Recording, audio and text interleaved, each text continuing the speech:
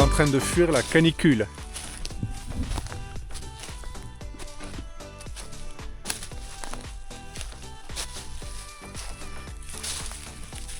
Bonjour à toutes et à tous. Aujourd'hui, nous continuons notre balade dans le Cotentin. La vidéo sera plus courte que la précédente parce que tout simplement j'ai perdu pas mal de séquences suite à un transfert sur un disque dur de sauvegarde. J'ai du souci avec le disque dur, mais bon, on fera avec. Voilà, je vous en souhaite un bon visionnage. Le camp militaire Sainte-Mère-Église fait référence au camp Geronimo, un camp de reconstitution historique de la Seconde Guerre mondiale organisé par l'Airborne Museum.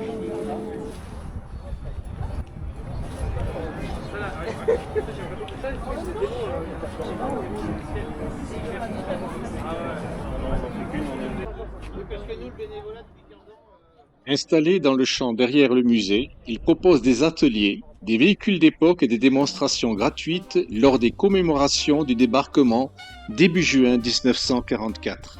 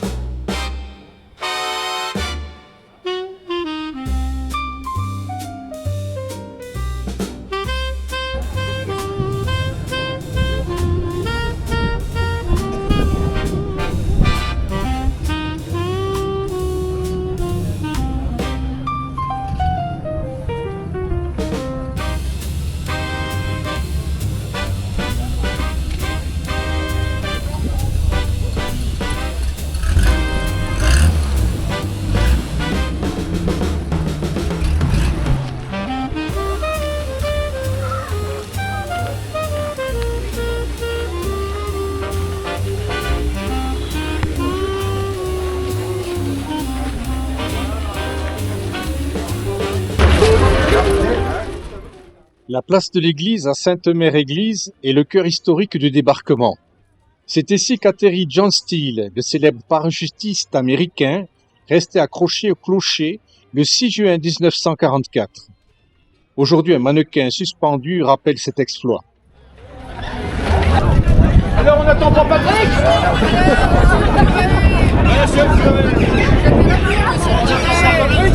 J'aime bien parce que vous avez remis votre big prête. J'ai toujours un big prête.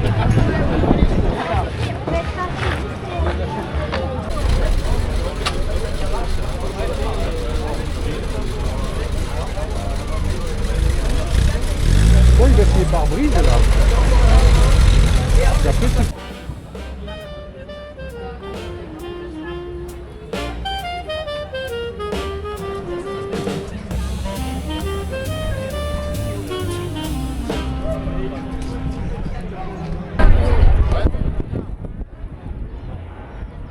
Le site de la Fière dans la Manche était le théâtre d'un parachutage géant, tel un bouquet final de ces commémorations du 82e anniversaire du débarquement en Normandie.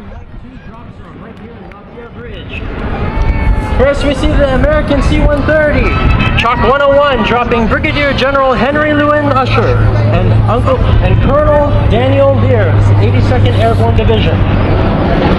Chalk 2, Colonel Mark Bush and Command Sergeant Major Joshua Peterson, 173rd Airborne Brigade.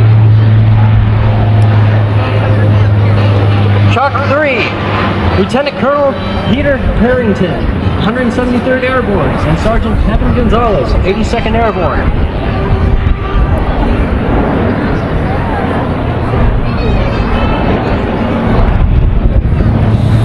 Before us we see US C-130Js to mark the historic D-Day operation that occurred during World War II 82 years ago.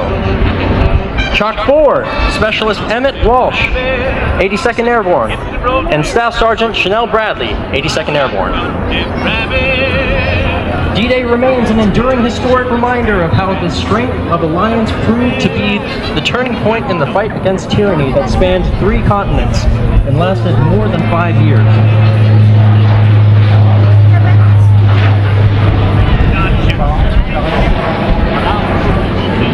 And here they come, Chalk 5.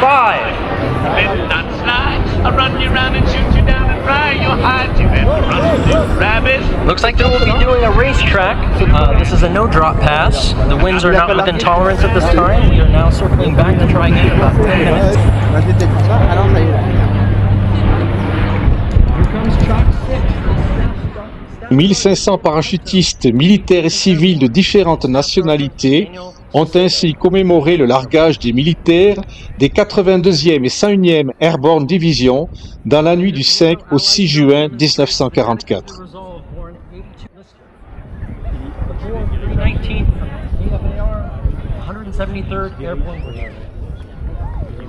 Sky Soldier.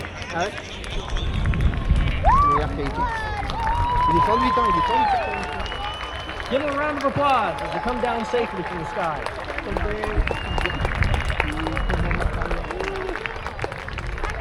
Airborne, check your feet.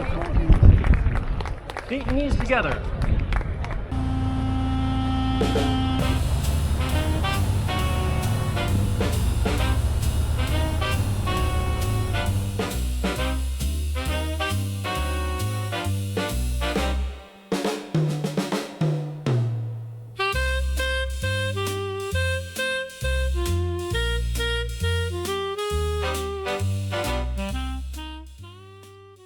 Les emblématiques maisons colorées d'Isigny se situent principalement dans le quartier des Hogues, l'ancien quartier des pêcheurs le long des rives de l'Or.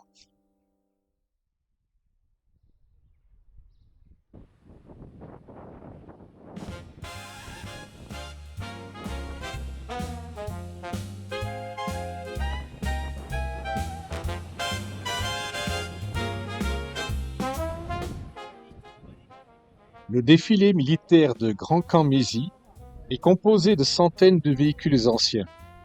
Le cortège fait généralement une halte remarquée sur le front de mer et devant la halle du port avant de reprendre sa route.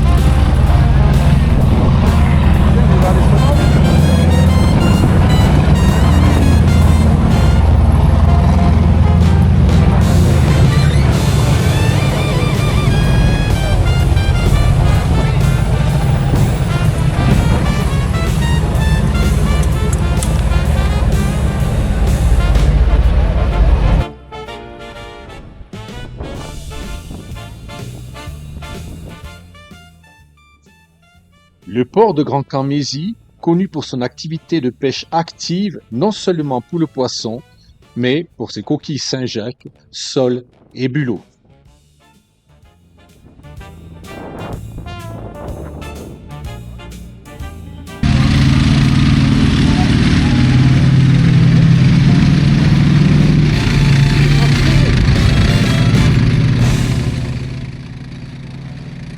Des démonstrations de chars dans les champs à Omaha Beach ont lieu chaque année lors des commémorations du débarquement D-Day ou des événements historiques organisés sur la zone.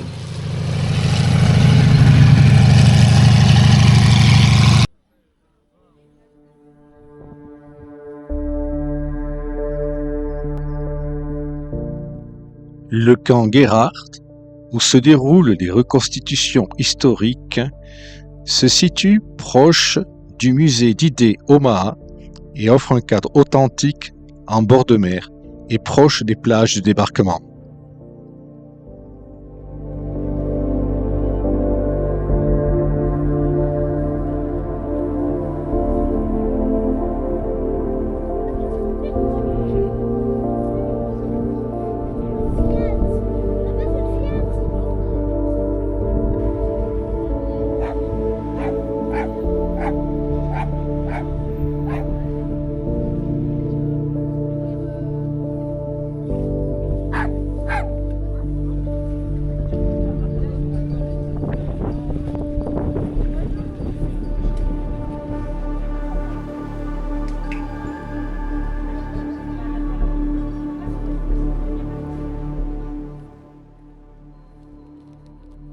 Le musée D-Day Omaha est un musée privé situé à Vierville-sur-Mer, à quelques pas d'Omaha Beach.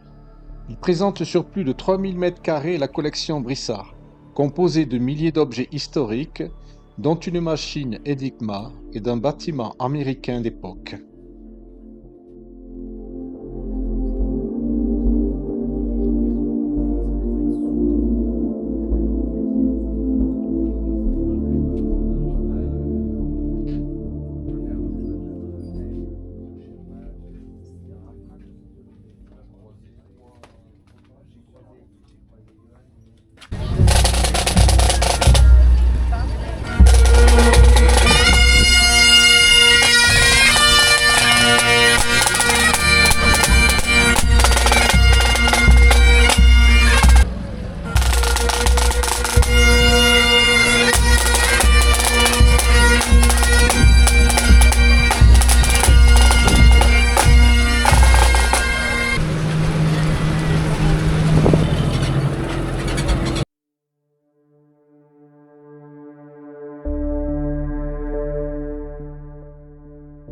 Le cimetière américain de Colville-sur-Mer, dans le Calvados, surplombe Omaha Beach. Il abrite 9389 tombes de soldats américains tombés lors du débarquement et de la bataille de Normandie. Il couvre près de 70 hectares concédés aux États-Unis. Le site a été inauguré en 1956.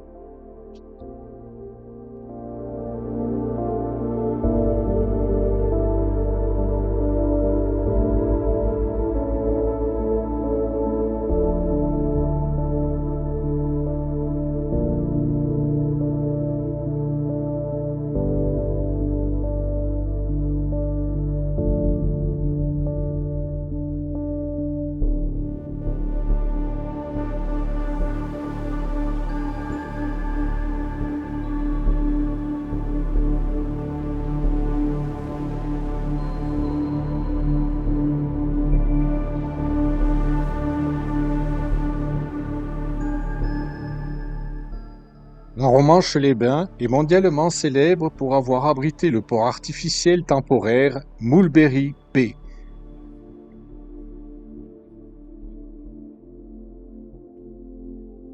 Cette prouesse d'ingénierie a permis de débarquer des millions de tonnes de matériel lourd indispensable pour libérer l'Europe de l'Ouest.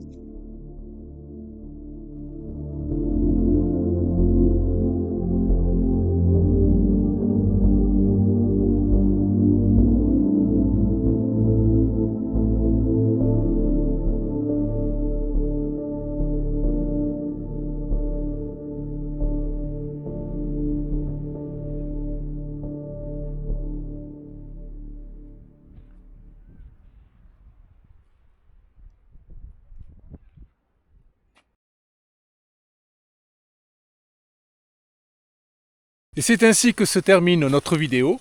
Nous vous disons à très bientôt.